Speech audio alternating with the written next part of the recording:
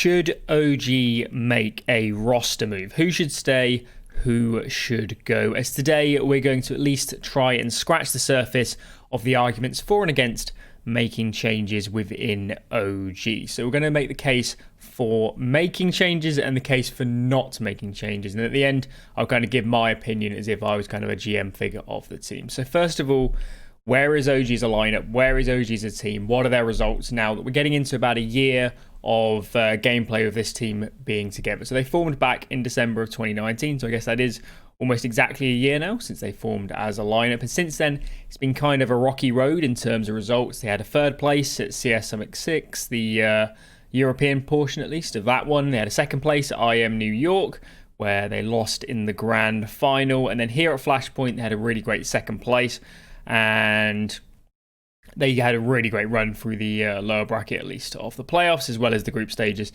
And outside of the first series losses to Gen G in the group stages and to MIBR at the start of the playoffs, they certainly look like in pretty good form, actually, as a team. So, and then outside of that, in the Blast tournaments, in the group stages in the spring, they had some good results. And then in the more recent group stages played just before Flashpoint, I think they beat Na'Vi in 2 best-of-3s, I think it was. So in terms of the early stages of the Blast tournaments, there's some great results, and then going into the playoffs, it didn't go so well for them. So I think overall, the safe thing to say about this team is that their peak is pretty good, but overall, they've been quite inconsistent, and throughout the year, those really stand out as their best tournaments, and the drop-off actually from those to some of them below are quite big. And it's quite apparent to me when I look at this lineup, and even when we get into talking a bit more about the gameplay, I think it makes sense that this team is inconsistent, and I think they rely on certain aspects of the team really firing on all cylinders to put up the good results and kind of get these top placings that we have seen in kind of a handful of tournaments throughout the year. But overall, I think don't get skewed by their world ranking right now. I think they're world ranked at 5th or 6th right now. That is not really representative, I don't think, of this team overall. At least if you look over the whole year, that is not representative. And it's only recently they've really come into having a good ranking. And I think if we had a more consistent circuit of tournaments and certain teams like Fnatic, for example, weren't underperforming, I don't think they would be at that world ranking. So even though they look good at the moment in terms of world ranking alone, I think it is a bit deceiving, and I'd be careful when just looking at that and saying, okay, they're this high, we can't even consider roster moves because, you know, they might be the 5th or 6th best team in the world, when I don't think that is truly representative of where this lineup would be over a whole season or, you know, over a consistent period of time. Okay, so let's start off by making the more light-hearted case. Why shouldn't a team like OG make a roster move? So, coming into and during Flashpoint, I think this team improved quite a lot. I think the first loss to Gen G was pretty scary for them as a team and kind of highlighted a lot of the problems they had. And coming into the tournament, when prepping on OG, I'd essentially been watching them playing the best teams in the world. So it was like Big, Vitality, these sort of teams were the teams I was watching them playing when I was doing my prep initially. So even I got skewed a little into thinking that they've got really major problems and they can't be fixed. But even so, in that first series, we saw some of the big problems in this team, like communication. They can have some issues mid-round on T side, potentially on CT side. Some of the players have some failings where they can fall apart, and I think they got exploited in that game. And of course, losing to a team like Gen G with 2 stand-ins and 5 days practice, even with all of the, you know, coming in unsighted and all of the stuff like this, even with all those caveats, it was still quite disappointing. So at the start of the tournament, it didn't look great, but over the course of Flashpoint, I think they improved a lot in some of these areas. I think the comms got quite a lot better by the end, and I think Aleskib as an in-game leader and even kind of a kind of people manager started taking a lot more control towards the end of the tournament and really came into his own, where at the start it felt like he was being a bit more reserved, and then, you know, there's some big personalities on that team, and maybe he was getting kind of overruled and stuff like this. So over the tournament, comms and stuff with Alexi got a lot better. I think their set plays stayed consistently. It's always been a good part of this team is their set plays, but throughout the tournament, I think they had some good depth on their set plays. Maybe they added some more, particularly in the break week. And in terms of their map pool, that as well got quite a lot better throughout the tournament. So we've already talked about it, but kind of a reason you might consider not making a roster change is that I think Alexi, as an in-game leader and kind of managing people, has grown quite a lot throughout the course of Flashpoint. I think he's got quite a lot of growth to come. I think a lot of people forget how young Alexi is actually. I think he's 23 now, which for an in-game leader, particularly leading people like Valde and NBK, who are really experienced, particularly NBK is really one of the most experienced players in the world at this point. That can be tricky for being someone that's younger than them. I'm pretty sure he's younger than Valde anyway. And regardless, it's hard to kind of always take control and always get the kind of natural respect as it was from being an older person and just, always kind of always being established in the hierarchy ahead of some other players, which you do need to be as an in-game leader. You always have to be, at the top dog and at the top of the pyramid. So Alexi has a lot of growth to come, in my opinion, and I think he can get quite a lot better, particularly in these aspects outside of the game. I think in-game in this tournament, he looked really great, and if you consider his kind of not just his leading, but the whole package of Alexi with the spots he plays and his individual skill, his individual play in the game, as well as his calling, as well as his setting up a team. Definitely a case for him to be the best leader here, and he could really be a top 5 leader in the world with all of these aspects combined. So Alexi looking good, still has growth to come, and maybe it's a risk unsettling that if you did make changes. Now, from the Mantu perspective, I think Mantu does have potential, and I think the team has been giving him some more space in recent months, where when I've seen him earlier in the year, it felt like he was quite a passive player and he didn't have a big part on CT side with people like Alexi and Valde, and had most of the space on CT to, call around themselves and go for the plays. But during Flashpoint, I think we saw Mantu having more space, being more proactive during the early round, particularly on the CT side. So that was all good, and it looks like Mantu is moving in the right direction towards what we kind of want to be seeing from a player like him. With Mantu, and we'll talk about this more later on, it's really the mid and the late round play and kind of all the decision making aspects where I think Mantu still has quite a lot of work to do. So Mantu is far from a complete player right now, but he does show potential, and if you want to frame it in a good light, there's so much growth that you can go on to in the future, and maybe with the good leadership, with good coaching, we'll talk about that later, you could refine Mantu into being a really great player, and potentially it's not worth the risk of taking him out for someone else that mightn't work in the system as well. So there are questions to be asked, and there is a case for keeping Mantu, and he has shown some good potential. I think another aspect is, and we'll talk about this more later, is kind of the roles, particularly on the CT side, and I think what we're seeing with this lineup at the moment is that NBK, although potentially in the last few years he's had some issues individually, kind of right now he's in pretty good form and he's showing himself to be a really versatile player. We always knew that, but now we're actually seeing it on the server really playing out, where across some maps he has to pick up roles because some of his teammates have put this kind of, we'll talk about it more later, particularly between Issa and Valde, where sometimes it kind of messes with the CT side roles, and NBK has to take on spots that require more decision making. He's playing more rotator spots on some maps, and NBK is picking up these spots really well. He's looked actually really great in them. Take CT side Inferno, where he plays the A rotator. Some people would call this the short player. I think he's looked really great in that spot, and he's also plays outer on train. And these aren't spots you typically associate with someone like NBK, but he's looked really great in them, and he's kind of showing that even when there's role problems, even when stuff doesn't always make perfect sense, someone like NBK with his versatility can pick up these roles and the team can still be functional, and that's kind of the big point here. NBK can cover up some deficiencies and keep the team rolling. So I think that's a good aspect for this team and allows them to potentially have some issues in kind of the role balance area, as we'll definitely touch on more later. I think finally the last kind of big reason why you'd hesitate from making any changes in this team is, I think right now the dynamic between Alexi, Valde and NBK in terms of being personalities and vocal players, and all of them having in-game led at times in the past at least, I think it's looking pretty good right now, and potentially earlier in the year, if any of you guys have read any interviews with these players, it was quite obvious that when this team came together there were a lot of problems with knowing who was going to be calling, who was going to be vocal, who should be talking a lot, who puts the ideas forwards. And when you've got 3 players like this who all came out of bad situations with their old team, imagine the amount of drive these players are coming in with and how much they want to shape this new team. And you could see where all these problems could happen, where you've got so many perspectives coming together. And it doesn't matter if all of them are good ideas. The most important thing in CS in general is to always be on the same page, and just, even if you don't agree with the calls your in-game leader is making, you have to follow them to the death. You know what I mean?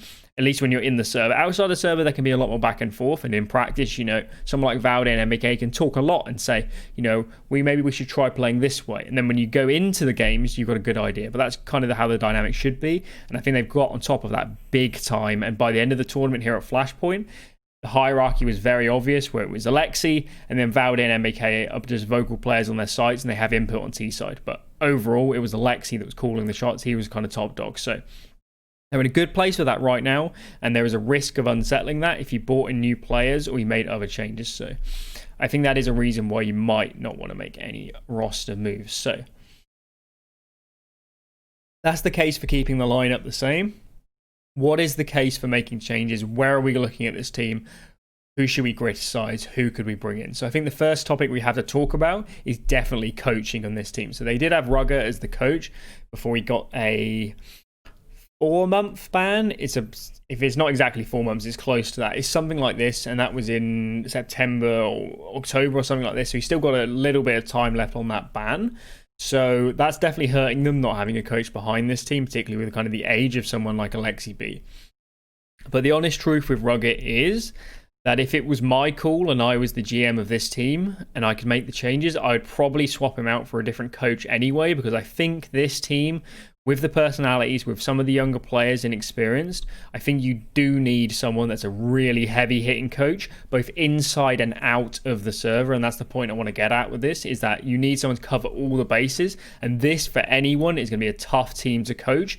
But the potential, if you get it right, is really, really big. And that's why, if I was kind of a decision maker in the management of the team, I would see this as a great opportunity to get in a big, heavy-hitting coach and try and really push this team to the next level when we're seeing some issues, kind of systemic issues within the team. So I think they can't get him now, but someone like Kassad would have been like an epic choice for this team. I've always had faith in him as a coach, but in general, Kassad is someone that inside and out of the server could bring everything this team would need to really bring it together and iron out some of their potential problems. So obviously you can't get Kassad, but just in general, I've said this with other teams, Kassad was a big opportunity for a lot of teams in this scene, and they should have cracked out the checkbook and got him as fast as they could as soon as he came out of the Australian team.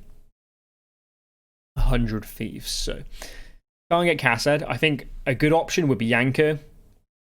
Even. And I think with FaZe and MIBR, that's tainted a lot of people's opinion on Yanko as a coach for sure. Yanko hasn't coached that much. I know he's got a few years experience now, but if you just listen to him, go and listen to his reflections with Foreign, actually, if you want more insight. But he talks about how he wants some time off to think a bit more about coaching, how he approaches it. So even though he has coached for quite a long time, it feels like he hasn't had a lot of time to kind of reflect and really process all this information and think about how he wants to shape himself as a coach. So in that respect, Yanko still has some work to do for sure, but I just have so much faith in Yanko, both as in-game, certainly now after 2 years of being so closely associated with a pretty high-level CS, is your game knowledge is going to be fine. There's just no way it wouldn't be good.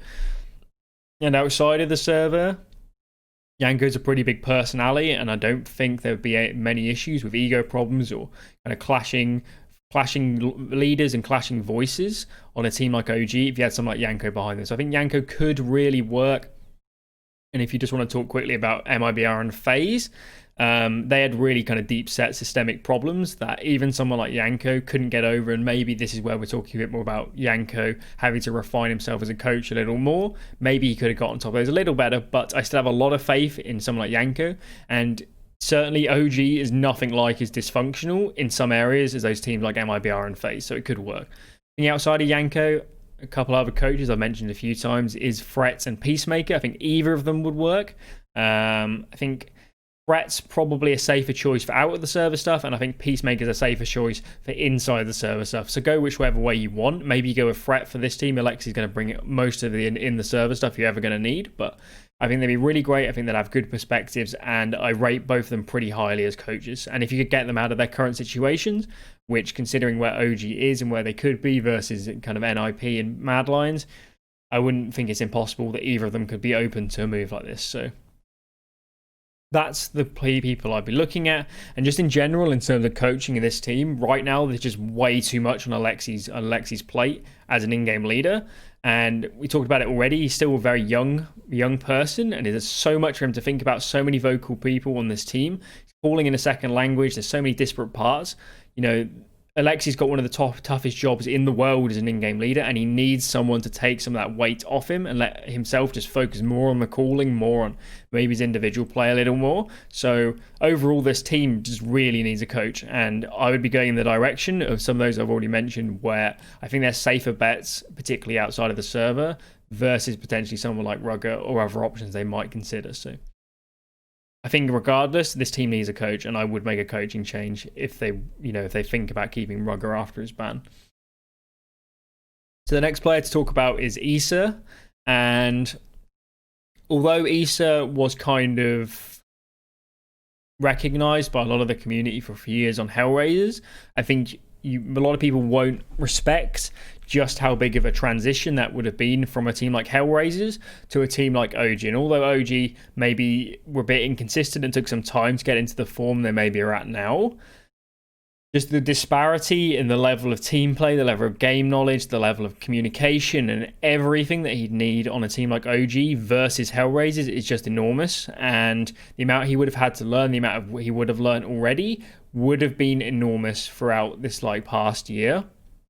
And I think Issa is still very much on that transition from a looser team, a team more individually focused, a team of less team play, to a team like OG, which is trying to play proper CS, have really great team play, really great comms. He's still on that transition.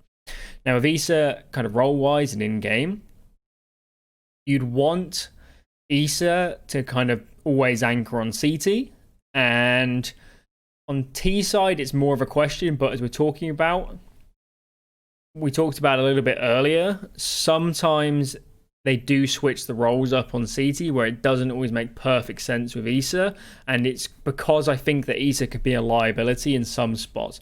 And if you want to compare him to another player on this team, take NBK. I don't think NBK is as skilled as Issa.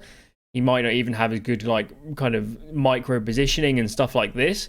I think NBK is a much better player at decision making and a much smaller liability in some of these anchor spots where Issa can be problematic.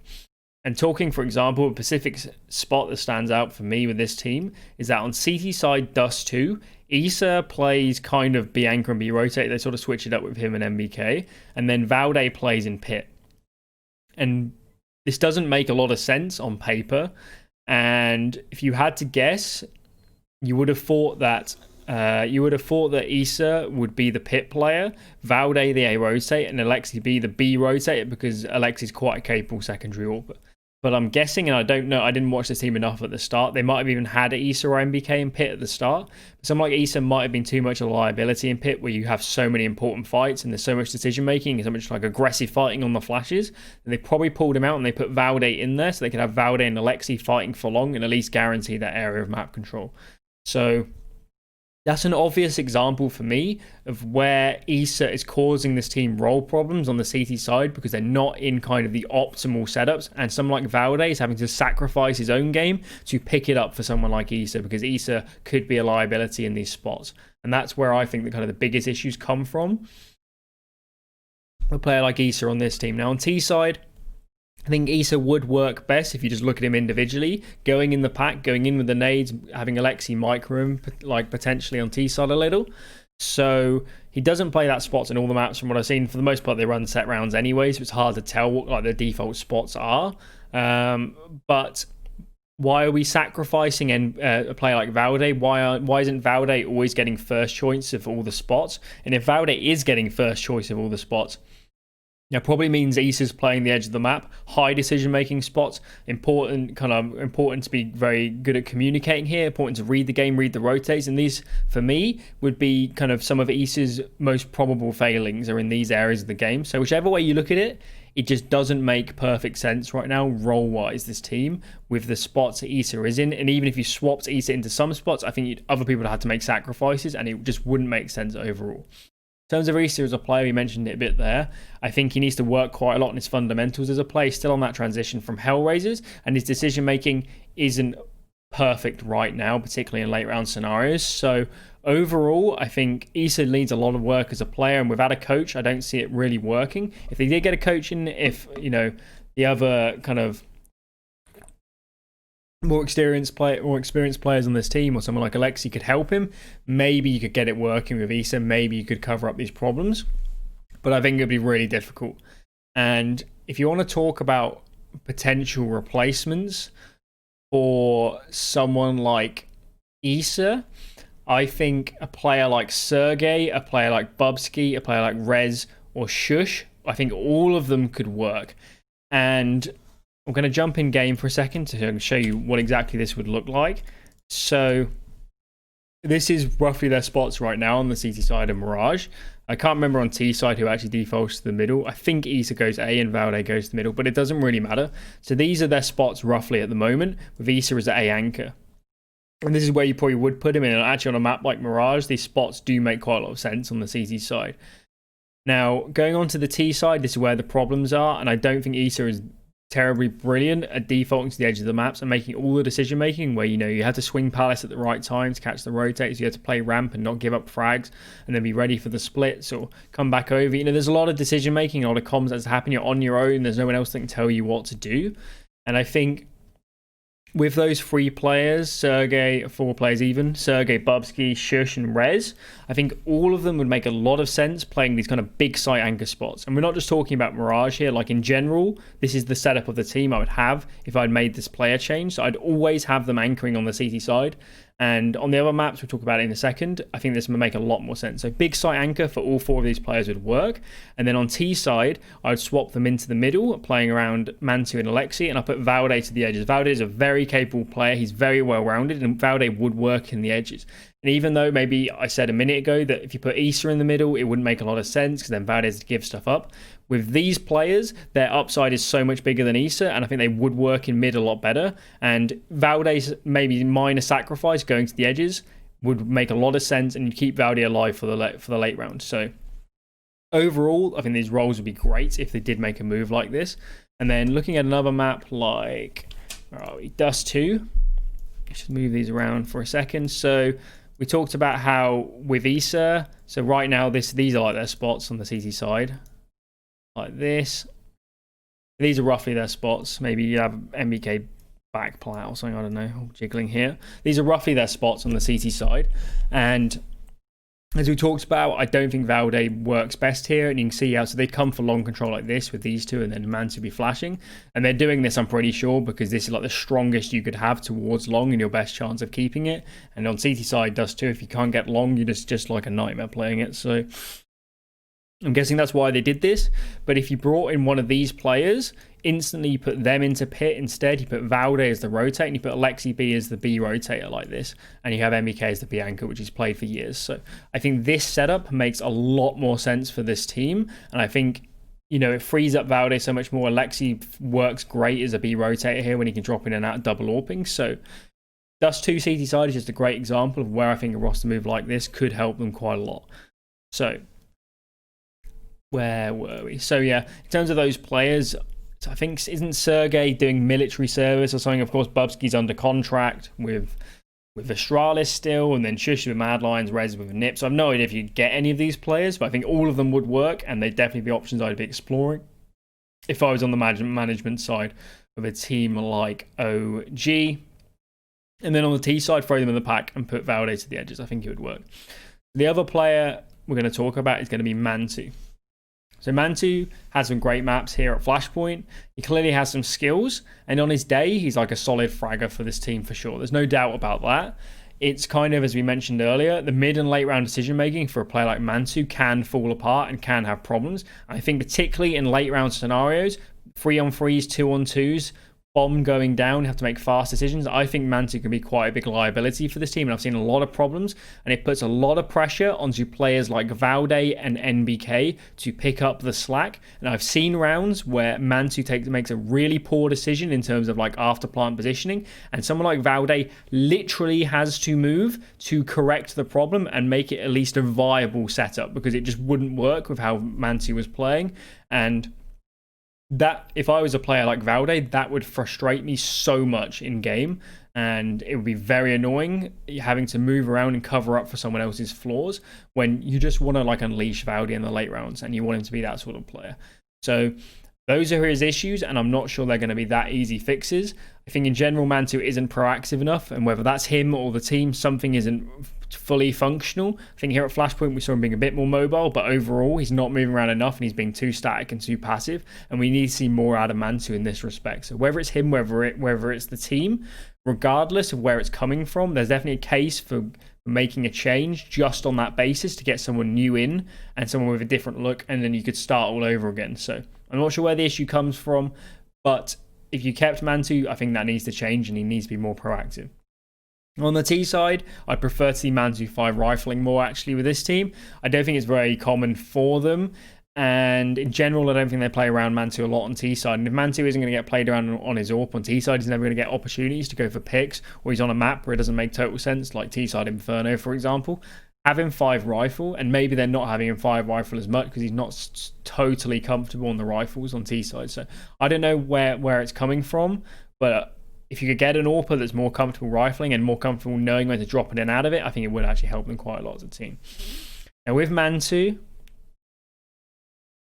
he's still relatively inexperienced at the top level. He's still quite young as a player, at least in his career. And if they had a strong coach, if they had people like Aleskib, Valde and NBK chipping in, there was a lot of growth for Mantu as a player, and he could get over a lot of these problems given time. But that's kind of the question for me with this lineup, is how much time do we give a player like Mantu to develop these things before we start considering other options? And the other options I'd consider here, the 2 names that I came up kind of off the top of my head were Oscar and Guardian. Now, with both of these players, I have no idea what's going on for them kind of outside of the game or mentality-wise, or whether they'd be motivated to play in a team like this, or someone like Guardian, if you want to come back to an international lineup. I have no idea if they'd be open to a move like this, but I think both of them would bring much more stability mid and late round. Maybe Mantu is more skilled than either of them. I would argue against that, actually. I think both of Oscar and Guardian, if they play themselves back into form, are stronger players mechanically than Mantu. So I think if you could get either of those players into this team, you could get them motivated, you could give them 3 or 4 months to play themselves back into form. I think they both would really work on this team, actually, and instantly you'd kind of you remove all the issues mid and late round. Definitely with Guardian you would. With Oscar, maybe need a tiny bit of work, but I've no doubt in my mind that both of them would come in as a more stable player than Mantu is right now, and I'd be looking in that direction. And outside of those 2 players, I think you need to talk about potentially breaking a contract and tempting a player over. And I have no idea what the situation for OG is money-wise, or whether they could break a contract or who would be interested. But it definitely was worth raising these questions and considering who could they get into this team. And outside of Oscar and Guardian, you probably would need to break a contract and get somebody over, because in terms of free agents, I don't think there's great options outside of them for a team like this, especially compared to someone like Mantu. There's loads of players like Mantu who are relatively inexperienced, have skills, and maybe could grow. But, you know, Mantu's been here for a year now, and I'm not seeing enough, I think, to fully justify it. So, if I was the GM of this team, what lineup would I put forward? Which directions would I go in? And I think a lineup, for example, like Alexi, NBK, Valde, Sergey, and Guardian, with Yanko as coach, makes a lot of sense for me. And even if you couldn't get those exact players like Sergey, Guardian, and Yanko as a coach, I would still be looking in this direction as the players and moving the roles in this direction as a team and trying to play like this. So from a performance perspective, I think a case for keeping Mantu is quite tough to make, actually. And obviously we don't know what's going on with contracts and everything like this. But from my perspective, I'd rather take a younger player here and shape them with coaching and leading into the roles I want, rather than having someone like Issa, who we don't, even now, we still don't know what roles we want him in. Maybe he's a liability in some spots. So instead, I'd prefer to take a risk, even for someone like Shush, for example. He's not that experienced. He's going to have some issues in mid and late round and stuff. He's going to have some areas in his fundamentals to iron out. But I'd rather take a risk on a player like him and kind of trust in the coaching and the leading to get this player up to speed. So that's the direction I move in with him. With Mantu, I think this one's more tricky in which way you'd fall. And I think a lot of analysts actually right here at Flashpoint would actually argue for keeping Mantu and argue that he's a good player and that in this kind of, and that with the whole angle of growing over time, that maybe someone like Mantu would make sense. I think for me, if there was a good option, I'd make the swap and take Mantu out of the team. And for all these reasons of just having so much more stability as a team late round, you have to remember as an AWPer, the likelihood that they're alive late round on T side, if they're AWPing, is really very high. And just bringing in someone like Guardian, for example, imagine a Guardian Valde NBK 3-on-3 situation. It's going to be so much better than an Issa Valde Mantu situation. And that's why I really struggle to see the upsides of Mantu versus players like this, even if Mantu potentially right now is more skilled. So I think for Valde, NBK, and Alexi's sake, all three of them as a core kind of trio of this team have looked really great here at Flashpoint. And from that perspective, I'd kind of like to see these player moves or player changes, to see them consistently getting deeper in tournaments, because particularly for someone like Valde and maybe Alexi as well, I can't really see what more they could be doing to get this team further in tournaments and having them playing more consistently. Valde really is a top player in the world right now. Even if people don't realize it, he is playing at a seriously high level, and he was probably the MVP here at Flashpoint. So for those players, for their sakes, I'd like to see this team consistently getting deeper in tournaments and actually nailing down a top 6-7 ranking consistently over a year and always being in contention for deep runs. So, should OG make a roster move? What lineup do you guys want to see? Of course, who knows if any of these lineup changes could actually happen, and we're just having a bit of fun here. And even for a player like Issa, I see no reason why on a different team, if they got him role-wise working better on a team where he could play all the rotator spots and have a lot more say, I don't see why Issa couldn't be a decent player and work as a player, potentially in a system that's a bit more loose. So even for someone like him that I've definitely criticised in this video, he could still work on other teams, he could still work on this OG team with some changes. So keep it lighthearted. What do you guys want to see? Drop it in the comments, all that jazz. Keep it lighthearted, don't go too hard on anyone. And yep, we've got a couple more days here at the Flashpoint prison, but we'll be out soon, and maybe you'll get some more content in the meantime. Anyway, thanks for watching, and I'll catch you guys in the next one.